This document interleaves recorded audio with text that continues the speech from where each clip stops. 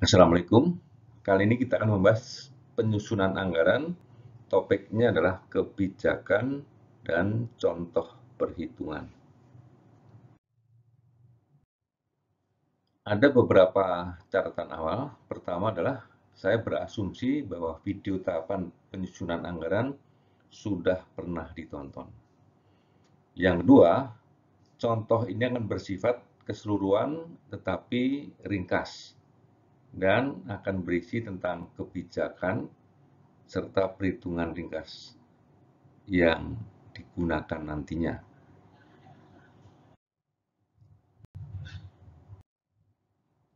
Baik, jadi inilah tahapan penyusunan anggaran dimulai dari sales budget dan diakhiri dengan profit and loss budget, cash budget, serta budgeted balance sheet.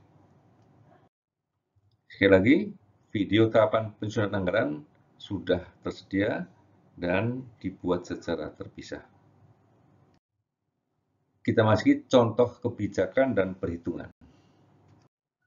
Secara umum ada 5 langkah, dimulai dari neraca awal, kebijakan, serta keputusan. Yang kedua adalah anggaran laba rugi. Yang keempat adalah anggaran kas. Dan yang kelima adalah anggaran neraca.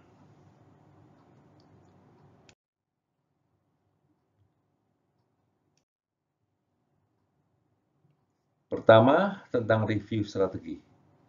Pada dasarnya, jika sebuah perusahaan menyusun anggaran, maka sebaiknya dikaitkan dengan strategi yang sudah ada.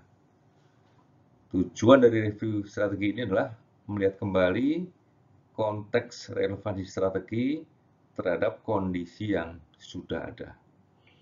Ada beberapa poin besar yang bisa kita ambil dari strategi tersebut.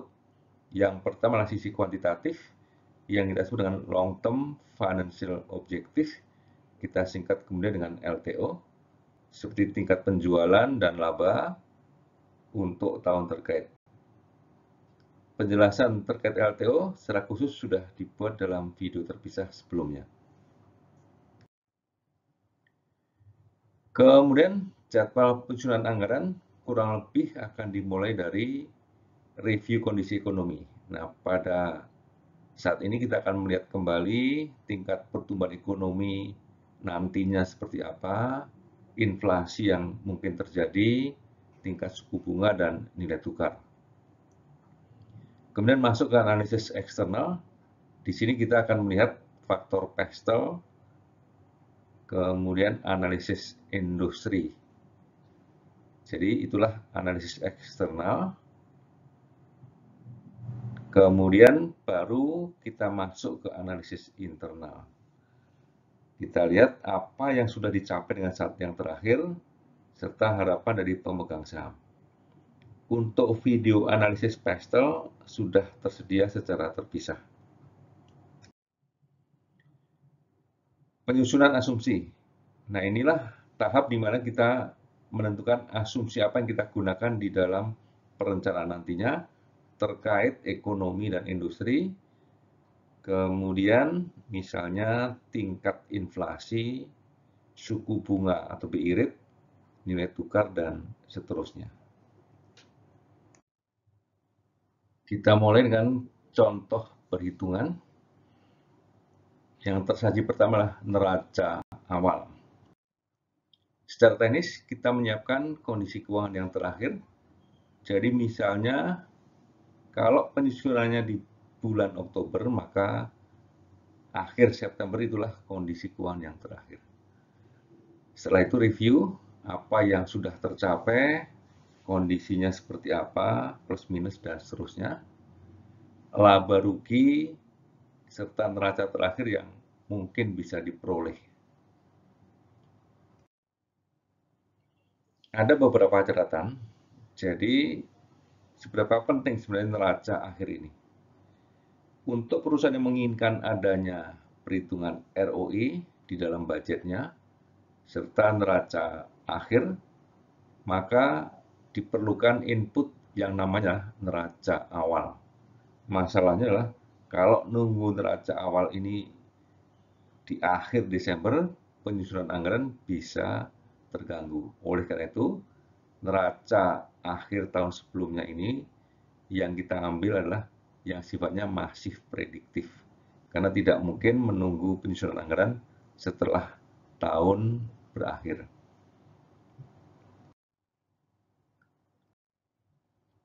Kemudian tentang kebijakan, kita mulai dari penjualan.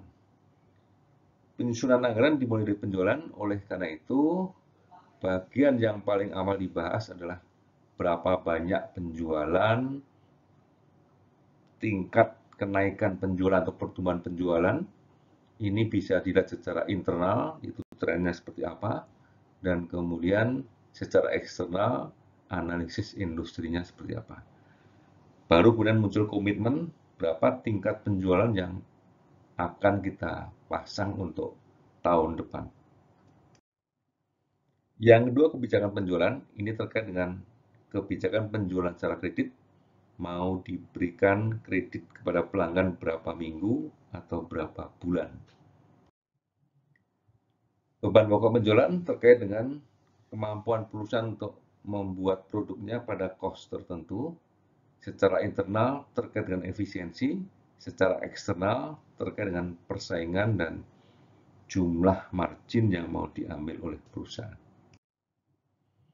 Nah, untuk produksi dipengaruhi oleh kapasitas produksi, persediaan, dan kemudian kemampuan membeli bahan baku kepada pelanggan.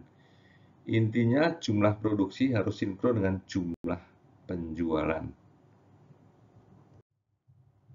Untuk biaya operasi akan terkait dengan kondisi biaya operasi yang terakhir.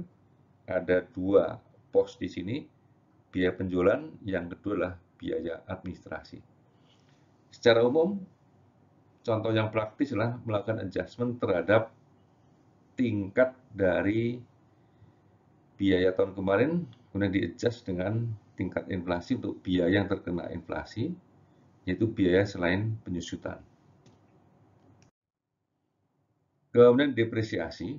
Nah, depresiasi ini akan tergantung dengan aset tetap yang existing serta tambahan aset baru yang akan bisa dipakai pada tahun depan.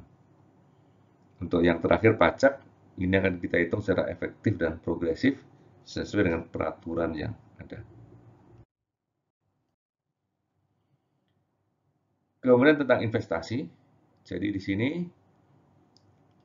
pada evaluasi tentang kapasitas produksi akan muncul biaya operasional atau operational expenditure. Kemudian dampaknya terhadap capex adalah kalau ada perawatan besar yang menambah umur, maka kategorinya adalah capital expenditure. Nah, pengeluaran seperti itu kita sebut dengan overhaul. Kemudian untuk bisnis baru atau mesin baru, nah inilah sepenuhnya lah capital expenditure. Pendanaan terkait dengan jumlah pinjaman yang existing, yaitu pembayaran pokok dan bunganya, adanya pinjaman baru, serta penerbitan saham. Yang terakhir adalah tentang kebiasaan perusahaan dalam membagikan dividen. Kita mulai dulu dengan anggaran yang pertama, yang paling penting, itulah anggaran laba rugi dengan catatan awalnya. Yang pertama tentang karakteristik biaya. Jadi ada biaya variabel dan ada biaya tetap.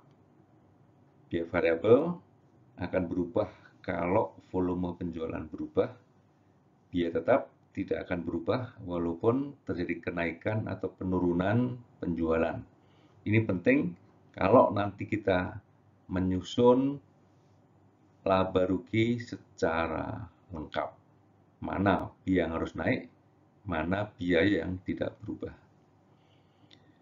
Kemudian ada biaya yang terkait dengan aset, yaitulah penyusutan. Ada biaya terkait dengan utang, yaitu bunga, dan biaya terkait dengan laba, yaitu adalah pajak. Catatan yang kedua tentang format. Nah, format laba rugi ini ada dua secara umum. Format akuntansi formal untuk pelaporan Yang kedua, format alternatif yang mudahnya saya sebut dengan EBITDA. Pada dasarnya, format laba rugi sesuai dengan kebutuhan. Dan yang terakhir di sini, bahwa laba rugi ini sifatnya adalah accrual. Tahapan menghitungnya di sini kurang lebih dari atas ke bawah, dimulai dengan penjualan. Jadi harus tahu dulu jumlah unit dan harganya, beban pokok penjualan, biaya operasi, sampai dengan EBITDA.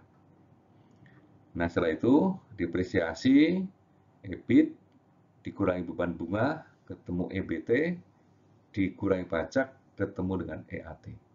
Semua perhitungan ini bisa dilakukan kalau kebijakan dan asumsi terkait perhitungan laba ruginya sudah lengkap.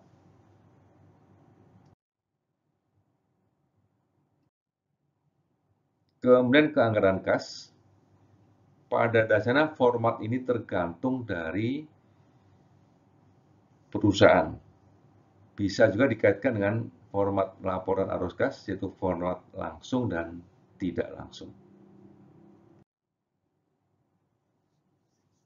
Untuk membuat proyeksi arus kas atau anggaran kas ini diperlukan data dari laba rugi terutama operational expenditure dan catatan tambahan untuk capital expenditure maupun kebijakan pinjaman maupun dividen. Yang terakhir adalah anggaran neraca. Seperti di awal dijelaskan bahwa anggaran neraca ini sifatnya opsional. Anggaran neraca ini diperlukan ketika kita menginginkan gambaran neraca itu seperti apa. Kemudian ada kebutuhan menghitung prediksi ROI, ROE, maka anggaran neraca menjadi wajib untuk disusun. Nah, karena sesuai dengan namanya balance sheet, daftar sisa, maka data neraca ini hanya bisa disusun kalau semua data terkait sisa aset, utang, dan ekuitas sudah disiapkan sebelumnya dari tabel-tabel yang disiapkan. Ada hubungan antara beberapa anggaran dengan neraca. Jadi, seperti laba ditahan, itu hubungannya adalah jumlah laba dikaitkan dengan kebijakan dividen mempengaruhi laba ditahan di neraca. Untuk anggaran kas, jumlah saldo kas akhir di anggaran kas akan menjadi kas di anggaran neraca. Sementara data-data lain seperti piutang, utang, dan ekuitas berasal dari tabel-tabel penunjang perhitungan sebelumnya. Kemudian evaluasi akhir. Jadi setelah selesai disusun neraca laba rugi anggaran kas, maka ada evaluasi dikaitkan dengan sasaran awal tentang penjualan dan laba, apakah sudah mendekati atau belum, sudah cocok atau belum. Jika masih ada gap, maka perlu direview dan disesuaikan jika diperlukan. Jadi inilah 5 langkah besar dalam menyusun anggaran. Data awal, kebijakan, proyeksi atau anggaran laba rugi, anggaran kas, baru anggaran neraca. Sampailah kita di catatan akhir. Jadi, anggaran yang bersifat operasional ini seharusnya sinkron dengan RJPP dan LTO yang bersifat jangka panjang. Jangka pendek sebagai operasionalisasi dari rencana jangka panjang. Penyusunan anggaran pada dasarnya memerlukan perhitungan teknis yang banyak. Contoh ini gambaran garis besarnya saja. Yang penting kita tangkap kerangkanya dan model dasarnya. Dalam pelaksanaannya kita bisa melakukan adjustment. Tapi big picture atau kerangkanya bisa kita tangkap. Demikian, semoga bermanfaat. Wassalamualaikum warahmatullahi wabarakatuh.